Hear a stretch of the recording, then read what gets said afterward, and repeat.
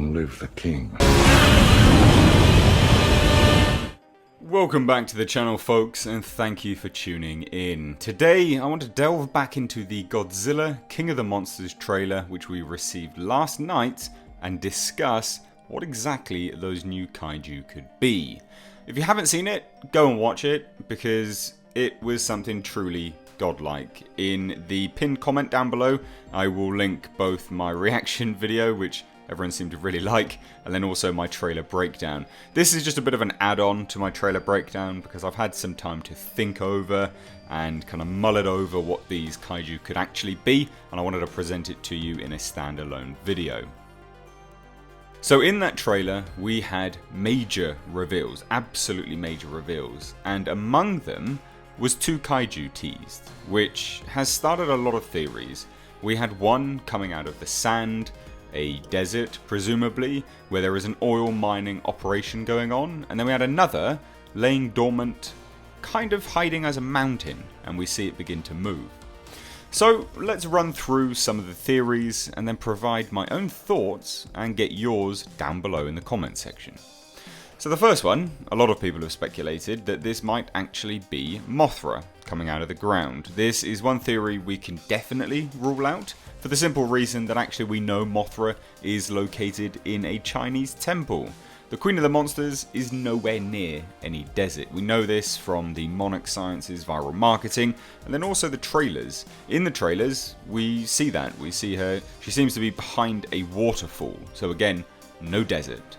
Could it be that she is in battle and burrows or something along those lines? Yeah, potentially, but then we just have to go and look at her legs to see that it's definitely not her. Now that we've ruled out whether it's Mothra or not, let's see who else it could be. The main kaiju a lot of people jumped out and screamed was kumonga, the giant spider kaiju. Could it be? Absolutely, but again, let's take a look closely at the creature coming out of the ground.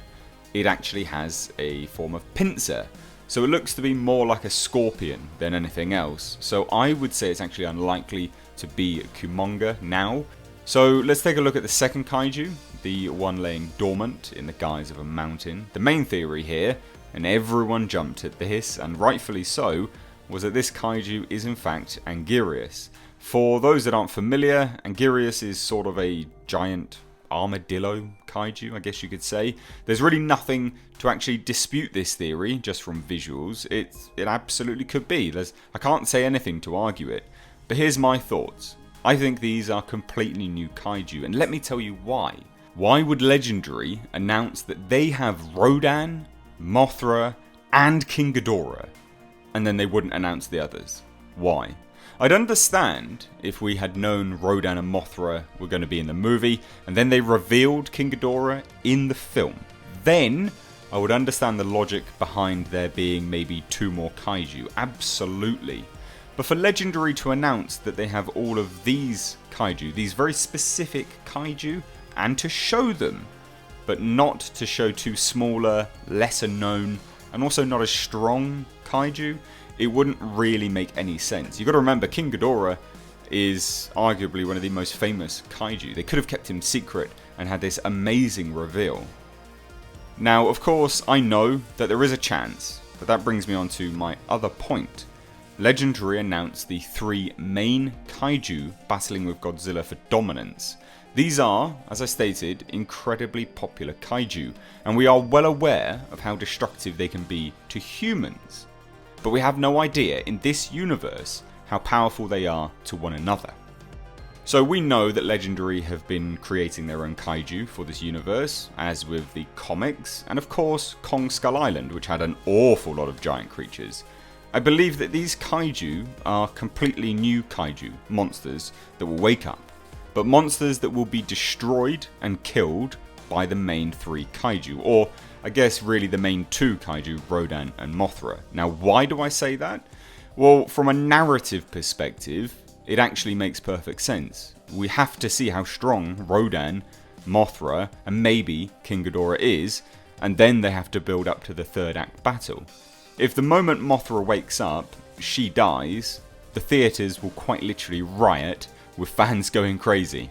If Rodan wakes up, and is killed the moment he flies near King Ghidorah, again, what an underwhelming and unsatisfactory end. After all, we had this incredible build-up for this film. After all of that, can you imagine that? The first time they wake up, they're dead.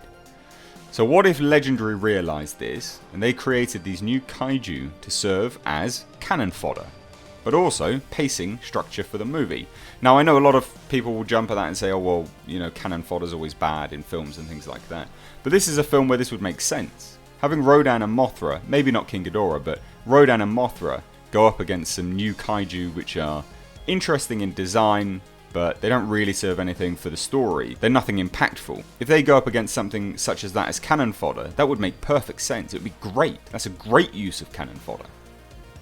So imagine, Mothra wakes up, Rodan wakes up, Godzilla, etc. We know from the trailer that it's the tip of the iceberg and that they are waking up everywhere. So maybe these are just some monsters waking up, which will go up against Rodan and Mothra. I say these two specifically because I feel that King Ghidorah in the movie will not actually be lowered to fighting simple new creations. I think it will mainly be Mothra and Rodan, and maybe then Ghidorah will go up against them later on, then building to the multiple fights with Godzilla. There is an awful lot of precedent for this in this universe. The Godzilla prequel comic created Shinomura, a crustacean destroyer style kaiju, and then of course everything we saw in Kong Skull Island. For me, I think this would make an awful lot of sense, especially for the future of the Monsterverse. We know that after Godzilla vs. Kong, the potential rights deal may actually lapse. So how is Legendary going to continue this incredibly profitable universe? By creating their own monsters. Now, we don't know that the rights deal might not have actually lapsed. They might be continuing it, of course, with Godzilla and Kong and things like that. But if they're building to such high levels so early on, and then we know that Toho is looking to start their own kaiju universe, it would be unlikely that the rights deal is going on after that. So Legendary creating their own monsters in these two movies, these next two films, again, just makes perfect sense. So that is what I believe. There were some theories to say that the burning lump in the sky was Gigan or something along those lines. I doubt they're going to introduce anything major in this movie. Again, we've got King Ghidorah, an insanely powerful adversary for Godzilla to go up against. So for them to introduce Gigan, I just feel it wouldn't. It's not going to make any sense from a narrative, or even just generally having a pacing and structure of a film. I doubt it would make any sense. How are you going to explain that in a movie? Now, please don't mistake any of this for me not wanting it, because I would genuinely love for all of these Toho kaiju to be introduced and for Legendary to have the rights to use them. You can see it. You can definitely see that from my my trailer reaction video. You can see how excited I am for this stuff. So I want all of this stuff to happen, but just from knowing movies and structures and things like that, I just think it's unlikely. I think once you've kind of outlined it the way I have, maybe it'll make a little bit more sense that from a narrative perspective, it wouldn't make any sense to introduce brand new kaiju. It would make sense to introduce cannon fodder.